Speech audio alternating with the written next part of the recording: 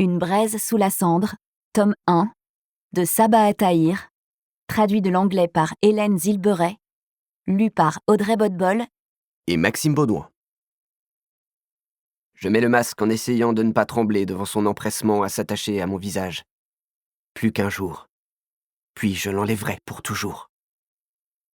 Alors que nous sortons du baraquement, les tambours retentissent encore. Le soleil se couche, le ciel bleu se teinte de violet et le vent torride du désert se rafraîchit. Les ombres du soir se confondent avec les pierres sombres de Black Cliff, faisant paraître les bâtiments cubiques anormalement grands. Mes yeux scrutent l'obscurité à la recherche de présences menaçantes, une habitude qui date de ma vie de 5e année. Pendant un instant, j'ai l'impression que les ombres me regardent. « Tu crois que les augures assisteront à la cérémonie ?» demande-t-elle.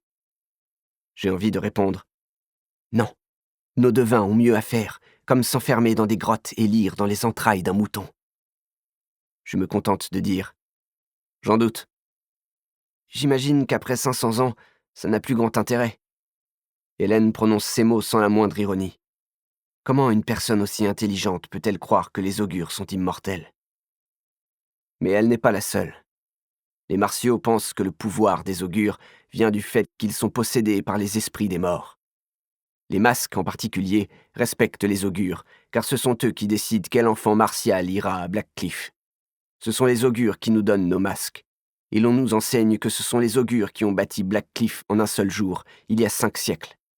Ce ne sont que 14 types aux yeux rouges, mais lors des rares occasions où ils apparaissent, tout le monde les vénère. Nombre des hommes forts de l'Empire, des généraux, la pie de sang, même l'empereur, font un pèlerinage annuel dans l'antre montagneux des augures pour leur demander conseil sur des questions étatiques. Et même s'il devrait être clair pour toute personne ayant une once de bon sens que ce sont des charlatans, ils sont idolâtrés dans tout l'Empire. La plupart des élèves de Black Cliff ne voient les augures que 2 fois dans leur vie, lorsque nous sommes choisis pour aller à Black Cliff et lorsque l'on nous remet notre masque. Mais comme Hélène est fascinée par nos saints hommes, il n'est pas surprenant qu'elle espère leur présence. Je respecte Hélène, mais à ce sujet, nos avis diffèrent. Les mythes martiaux sont aussi vraisemblables que les fables tribales parlant de djinns et du semeur de nuit. Grand-père est l'un des seuls masques à ne pas croire à cette connerie d'augure, et je me répète son mantra. Le champ de bataille est mon temple. La pointe de la lame est mon prêtre. La danse de la mort est ma prière. Le coup fatal est ma délivrance. Je n'ai jamais eu besoin d'autre chose. Je fais de mon mieux pour tenir ma langue. Hélène le remarque. « Elias, je suis fier de toi. » Son ton est étrangement formel. « Je sais que ça a été difficile. Ta mère... » Elle regarde autour d'elle et parle plus bas.